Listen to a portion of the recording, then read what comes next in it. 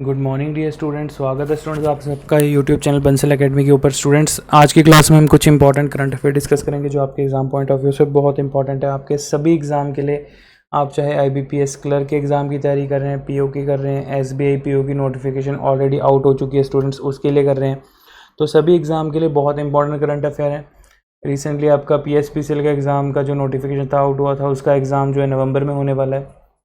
तो आप जिस भी एग्ज़ाम की तैयारी कर रहे हैं स्टूडेंट्स, हर एग्ज़ाम के लिए आपके करंट अफेयर बहुत इंपॉर्टेंट है। तो चलिए स्टूडेंट्स, ज़्यादा टाइम वेस्ट ना करते हैं, हम अपने करंट अफेयर स्टार्ट करते हैं। स्टूडेंट्स वीडियो को ज़्यादा से ज़्यादा शेयर करिए, वीडियो को लाइक करिए, सब्सक्राइब करिए, आपके फ्रेंड्स, आपके फैमिली मेम्बर्स तक वीडियो को पहुँचाएँ, ताकि जो भी लोग तैयारी कर रहे हैं, किसी भी गवर्नमेंट जॉब की प्रिपरेशन कर रहे हैं, उनको एक हेल्प मिल सके। तो चलिए स्टूडेंट्स स्टार्ट करते हैं। सबसे पहली जो इंपॉर्टेंट न्यूज़ है स्टूडेंट्स, वो है world first malaria vaccine approve by WHO। तो यहाँ पर वर्ल्ड हेल्थ ऑर्गेनाइजेशन ने पहली जो है, आप कह सकते हो, मलेरिया की वैक्सीन जो है अप्रूव कर दी है। स्टूडेंट्स, मलेरिया जो है वो किसके काटने से होता है, आपको ये पता होना चाहिए, हमने पहले भी डिस्कस किया है। जो मलेरिया है वो एनोफ्लीज मच्छर के काटने से होता है, मादा मच्छर, फीमेल मच्छर के काटने से होता है। और मलेरिया एक बहुत गंभीर प्रॉब्लम है दुनिया में। लगभग हमारे पूरी दुनिया में आप कह सकते हो मलेरिया के कारण हर साल 4 लाख से ज़्यादा मौतें हो जाती हैं। और सबसे ज़्यादा इफेक्ट, आप इसको कह सकते हो कि सबसे ज़्यादा इफेक्ट देखने को मिलता है हमें जो अंडर डेवलप कंट्रीज़ हैं, वहाँ पर बहुत इफेक्ट रहता है। तो स्टूडेंट्स, जो मलेरिया की वैक्सीन है ये WHO ने अप्रूव कर दी है। ये वैक्सीन RTS/AS01 इसका नाम है। RTS के नाम से एग्ज़ाम में पूछा जा सकता है कि कौन सी वैक्सीन जो WHO ने अप्रूव किया है मलेरिया की, RTS, या किस बीमारी की वैक्सीन अप्रूव किया मलेरिया के लिए। तो पहली वैक्सीन जो है वो अप्रूव हो चुकी है। इवन ये छोटे बच्चों के लिए भी ऑल्सो रिकमेंडेड है, also recommended for childrens by WHO, and the recommendation is specially in sub Sahara African region. तो स्टूडेंट्स, आप ये कह सकते हो कि जो अंडर डेवलप कंट्रीज़ है, जैसे जाम्बिया हो गया, कॉन्गो हो गया, अफ्रीकन कंट्रीज़ होगी जितनी भी, ठीक है, जहाँ पर बहुत ज़्यादा आप कह सकते हो मलेरिया के आपको सिम्टम्स देखने को मिलते हैं, ठीक है। और स्टूडेंट्स, ये ऐसी आप कह सकते हो कि ऐसी बीमारी है मलेरिया जो एनोफ्लीज मच्छर के काटने से होती है। इसमें होता क्या है, इसके जो पैरासाइट्स होते हैं, उनके जो जीवन चक्र होता है इतना जटिल होता है, इतना कॉम्प्लेक्स होता है, आप कह सकते हो कि वो हमारी बॉडी में घुस के, स्पेशली इंसानी लीवर में, जो हमारा बॉडी का जो लीवर होता है उसमें ये मल्टीप्लाई हो जाते हैं, ठीक है। और धीरे धीरे जो हमारी जो रेड ब्लड सेल्स हैं, जो रक्त कोशिकाएं होती हैं, रेड ब्लड सेल्स, लाल रक्त कोशिकाएं जो होती हैं, उनमें इनकी संख्या जो है वो बढ़ती जाती है। और लोगों में सर दर्द, मांसपेशियों में दर्द, बुखार, फीवर, एनीमिया, ये सब प्रॉब्लम लोगों को फेस करने को मिलती है। और इवन एट द एंड अगर सही इलाज ना मिल पाए तो लोगों की डेथ भी हो जाती है। तो जैसा कि मैंने आपको बताया कि एक गंभीर प्रॉब्लम है, एक ऐसी सिचुएशन है जिससे कि चलिए, आई होप आपको समझ में आ गया होगा। आगे नेक्स्ट चलते हैं। नेक्स्ट इंपॉर्टेंट पॉइंट है students, Anshu Malik. Anshu Malik first women wrestler from the India to reach world champion finalist. तो जो अंशु मलिक हैं, अंशु मलिक, मैं आपको बता दूं कि इन्होंने इतिहास रच दिया है वर्ल्ड कुश्ती चैम्पियनशिप, वर्ल्ड रेसलिंग चैम्पियनशिप में फाइनल में पहुंच के, मतलब कि फाइनल में पहुंचने वाली पहली भारतीय महिला बनी है। और स्टूडेंट्स, आपको ये पता होना चाहिए कि इन्होंने ये कमाल कर दिया है। इनकी एज जो है वो जस्ट 19 ईयर ओल्ड, ठीक है, 19 साल की हैं। और इन्होंने यूरोपियन चैम्पियन सोलोमिया विंक को हराया है, ठीक है। तो आप ये मान के चलिए कि सिल्वर मेडल तो पक्का है। अगर अब ये फाइनल में हेलेन मोरोलिस को हरा देती हैं तो गोल्ड मेडल आप समझिए इंडिया का आ गया। और जो हेलेन मोरोलिस है US की, ये ओलंपिक विजेता भी हैं और नंबर 1 आप कह सकते हो। तो नंबर 1 फाइटर के साथ इनकी जो है रेसलिंग होने वाली है। तो चलिए, सबको हमारी शुभकामनाएं सबकी इनके लिए, ठीक है जी। इंपॉर्टेंट न्यूज़ है, आप नोट कर लीजिए। तो क्वेश्चन आ सकता है कि फर्स्ट वुमेन की कैटेगरी में आ गई है, फर्स्ट वुमेन जो फाइनलिस्ट बनी है वर्ल्ड रेसलिंग चैम्पियनशिप में, ठीक है जी। इंपॉर्टेंट न्यूज़ है, देख लीजिए आप।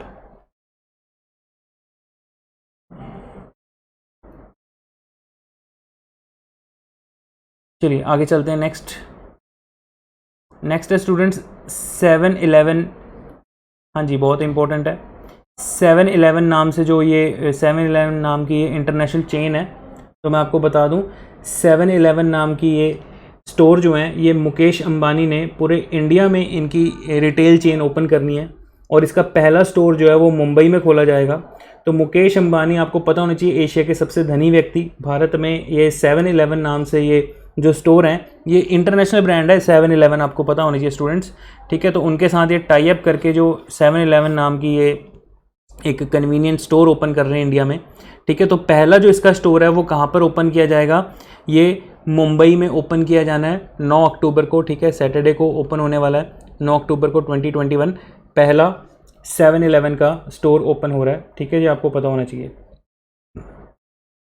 तो बेसिक न्यूज़ है और ये पूरे इंडिया में इसके ओपन होगी चेन, ठीक है। इंपॉर्टेंट न्यूज़ है जिससे कि आप कह सकते हो इंडिया की अर्थव्यवस्था, इकॉनमी अच्छी होगी, बेहतर होगी, लोगों को ज़्यादा से ज़्यादा रोज़गार मिलेगा, ठीक है।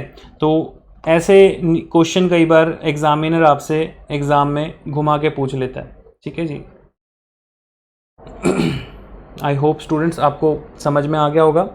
तो चलिए आगे next very very important news students, ये जो है आप 100 में एग्ज़ाम में 100% मान के चलिए, ठीक है। 100 में से क्या 150% मान लीजिए एग्ज़ाम में क्वेश्चन आएगा ही आएगा, ठीक है जी।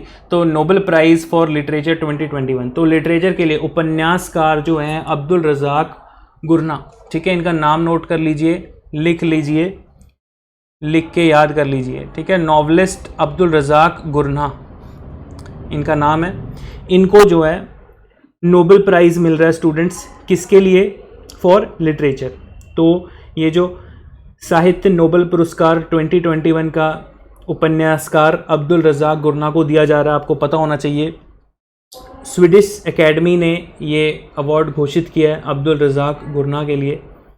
तो इन्होंने बेसिकली अपने जो लिटरेरी वर्क है उसमें किस चीज़ की बात की गई है आपको ये पता होना चाहिए स्टूडेंट्स। इनका जो लिटरेरी वर्क है गुरना ने 10 नॉवेल्स जो हैं लिखी हैं, बहुत प्रोमिनेंट नॉवेल्स लिखी हैं, और इवन कि इन्होंने कॉलोनियलिज्म के ऊपर बात की है, इफ़ेक्ट ऑफ कॉलोनियलिज्म के जो बस्तीवाद है, जो आप कह सकते हो कि बस्तीवाद आपको पता होना चाहिए क्या होता है, उपनिवेशवाद भी कहा जाता है जिसको, ठीक है। कॉलोनियलिज्म मतलब कि जैसे ब्रिटिशर्स ने पूरी दुनिया के ऊपर रूल किया, पूरे वर्ल्ड में उन्होंने अपनी कॉलोनियल रूल स्थापित किए, जहाँ जहाँ उन्होंने अपनी कंपनीज़ खोली, जैसे कि भारत में ईस्ट इंडिया कंपनी खोली तो उस एरिया को कॉलोनियल पार्ट कहा जाता था। तो ऐसे ही कॉलोनियलिज्म के ऊपर इन्होंने जो है अपने उपन्यास में लिखा है, ठीक है। और सबसे इम्पॉर्टेंट पॉइंट इन्होंने किस चीज़ की बात की है, रिफ्यूजीज़ के लिए।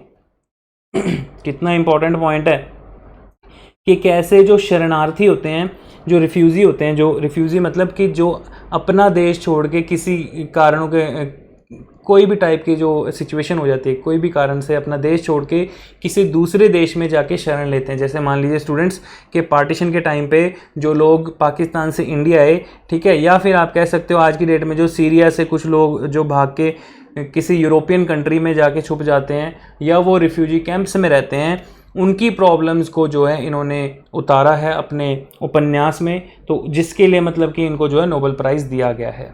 तो नाम याद रखना अब्दुल रज़ाक का, ठीक है जी, आपको इजी रहेगा। अब्दुल रज़ाक जो है खाना वो अकबर का भी कोर्ट पोइट था, नोबेल लॉरेट था, तो ये भी एक नोबेल प्राइज़ इनको मिला इनके लिटरेरी वर्क को, ये भी एक नोबेल लॉरेट हो गए, ठीक है। तो इस तरीके से आप लिंक करके याद कर सकते हैं, ठीक है। चलो आई होप आपको समझ में आ गया होगा, इंपॉर्टेंट न्यूज़ थी।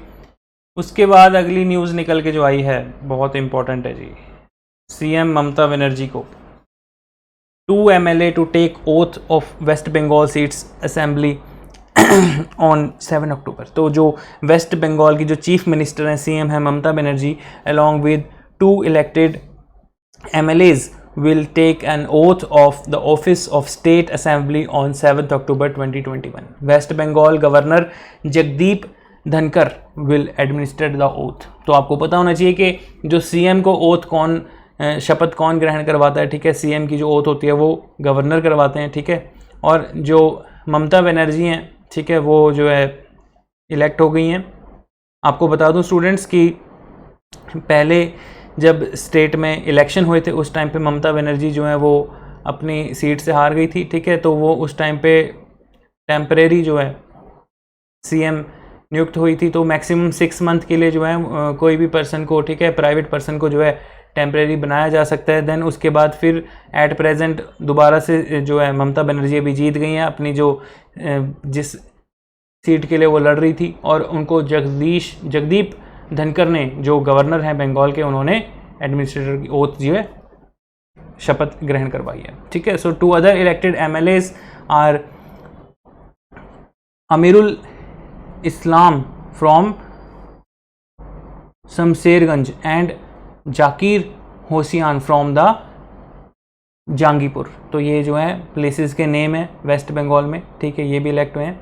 तो कितने मार्जिन से जीती हैं आपको ये पता होना चाहिए। 58,000 वोट से जो है इतने मार्जिन से वो जीती हैं, ठीक। She secure total 85,263 votes which is approximately 71.90% of the total votes by elections, ठीक है जी। तो इम्पॉर्टेंट न्यूज़ थी, आपको ये पता होना चाहिए ममता बनर्जी के बारे में। उसके बाद स्टूडेंट नेक्स्ट है Indian government to grant tourist visas for foreigners that coming via chartered flights from October 15। तो मतलब कि अब जो भारत सरकार है वो टूरिस्ट वीज़ा जो है फॉरेनर्स को देने लग गई है, जो लोग चार्टर्ड फ्लाइट के ज़रिए जो है भारत आएंगे। तो मतलब ये एक टूरिज़्म को बढ़ावा देने के लिए, फॉरेन टूरिस्ट को लुभाने के लिए जो है गवर्नमेंट ने ये इनिशिएटिव उठाया है, ठीक है। कोविड के कारण आपको पता है कि ये चीज़ें बंद हो गई थी, फ़्लाइट्स वगैरह बंद थी। स्पेशली टूरिस्ट, वैसे तो फ़्लाइट्स चालू हो चुकी थी, फ़्लाइट्स स्टार्ट हो चुकी थी, लेकिन टूरिस्ट पर्पज़ से, ठीक है जी। तो टूरिस्ट पर्पज़ से जो है मिनिस्ट्री ऑफ होम अफेयर्स ने 7 अक्टूबर 2021 को ये चीज़ अनाउंस कर दी है, ठीक है, कि जो टूरिस्ट वीज़ा है फॉर फॉरनर्स दे जो भारत आना चाहते हैं घूमने के लिए, भारत दर्शन के लिए, ठीक है जी। तो उनको जो चार्टर्ड फ्लाइट से आएंगे उनके लिए पहले जो है ये चीज़ ओपन की जाएगी, सिंपल फ्लाइट से नहीं, चार्टर्ड फ्लाइट वाले, ठीक है जी। तो इम्पॉर्टेंट पॉइंट है, ये आपको पता होना चाहिए। आगे चलते हैं स्टूडेंट। नेक्स्ट जो है Nick Webb to step down as a team India's strength continuing the coach after T20 World Cup. तो मतलब कि जो T20 वर्ल्ड कप होने वाला है उसके बाद जो निक वेब हैं वो टीम इंडिया की, जो आप कह सकते हो, इस कोच के कोच के पद से स्टेप डाउन कर लेंगे। मतलब कि वो आप कह सकते हो संन्यास ले लेंगे, या कह सकते हो आप कि वो अपने इस पद को छोड़ देंगे, ठीक है जी। So the continuing coach after the upcoming T20 World Cup as he want to spend more time with his family. तो मतलब कि जो T20 के लिए कोच रखे गए थे भारत के BCCI के द्वारा, तो अब ये जो है अपने इस कोच के पद से रिटायरमेंट लेके टाइम जो है अपनी फैमिली को देंगे, ठीक है, बेसिक पॉइंट है। नेक्स्ट है आगे स्टूडेंट्स जो न्यूज़ निकल के आई है, Pakistan earthquake kills 20 people injured 300 इन बलूचिस्तान। तो पाकिस्तान में बहुत ज़बरदस्त अर्थक्वेक आया, उस अर्थक्वेक में लगभग 20 लोगों की डेथ हो गई और 300 से ज़्यादा लोग जो हैं बलूचिस्तान में, पाकिस्तान का बहुत बड़ा एरिया है स्टूडेंट्स बलूचिस्तान, वहाँ पर जो है कई लोगों की डेथ हो गई, ठीक है, और 300 से ज़्यादा लोग जो हैं वो इंजरी हो गए हैं, जख्मी हो गए हैं। और बलूचिस्तान स्टूडेंट्स स्पेशली वो एरिया है पाकिस्तान का जो पाकिस्तान से सेपरेट होना चाहता है, उनकी सेपरेशन की डिमांड है। वो कहते हैं कि पाकिस्तान ने मतलब कुछ डेवलपमेंट नहीं कर रखा, कोई डेवलपमेंट नहीं है बलूचिस्तान में, ना ही स्कूल हैं, कॉलेजेस हैं, हॉस्पिटल है, कुछ भी नहीं है, ठीक है, ज़ीरो डेवलपमेंट। तो इसलिए बलूचिस्तान अपनी डेवलपमेंट के लिए पाकिस्तान से एक सेपरेट नेशन की डिमांड करता आ रहा है, ठीक है जी। तो आपको पता होना चाहिए कि बलूचिस्तान किसका हिस्सा है, बलूचिस्तान कहाँ पे है, रिसेंटली अभी अर्थक्वेक कहाँ पर आ चुका है, ये आपको पता होना चाहिए। तो अर्थक्वेक जो है बहुत तेज़ अर्थक्वेक आया, बहुत ज़्यादा अर्थक्वेक आया, इंक्लूडिंग क्वेटा, ठीक है। क्वेटा जो है बलूचिस्तान में ही मेन कैपिटल सिटी है Quetta in earlier hours. So it kills at least 20 people and 300 others, जो इंजरी हुए हैं, जो लोग जख्मी हुए हैं, लोग लगभग 300 से ज़्यादा लोग जख्मी हो गए हैं। सो स्टेट्स लोकल मीडिया रिपोर्टर्स की जो है ये रिपोर्ट थी, ठीक है जी। सो मेन जो इसका एपी सेंटर माना गया, AP centre was located near Harnai district at a depth of 15 kilometre. तो हरनाई जो है वो डिस्ट्रिक्ट में जो है इसका मेन एपी सेंटर माना गया। एपी सेंटर मीन्स आप कह सकते हो स्टूडेंट जहाँ पर से भूकंप आता है, जहाँ पर से जो उसकी वेव्स निकलती हैं, जो उसका मेन फोकस होता है, ठीक है जी, वो एपी सेंटर हो गया। चलिए नेक्स्ट आगे देखते हैं students. Hollywood actor Daniel Craig receives Hollywood walk of fame star. तो यहाँ से क्वेश्चन पूछ लेंगे कि डेनियल क्रेग जो है उनको कौन सा अवार्ड मिला है, ठीक है जी, डेनियल क्रेग को कौन सा अवार्ड दिया गया, Hollywood walk for flame star, ठीक है जी। सो हॉलीवुड एक्टर डेनियल क्रेग जो है was honoured with Hollywood walk of flame star on October 6, 2021। तो 6 अक्टूबर को उनके जो है सम्मान दिया गया, ये प्राइज़ मिला है, ठीक है जी। Craig receive with his star while being accomplish by the team no time to die. तो रिसेंटली इनकी मूवी आई थी नो टाइम टू डाई, ठीक है, तो बहुत फेमस रही थी, काफ़ी लोकप्रिय रही, काफ़ी ज़्यादा इसका ट्रेलर भी हिट हुआ था, ठीक है जी। सो 53-year-old Craig is the 2704 celebrity who received the Hollywood Walk of Fame star. Craig's last film No Time to Die was the last in the series of action tenure of James Bond 007।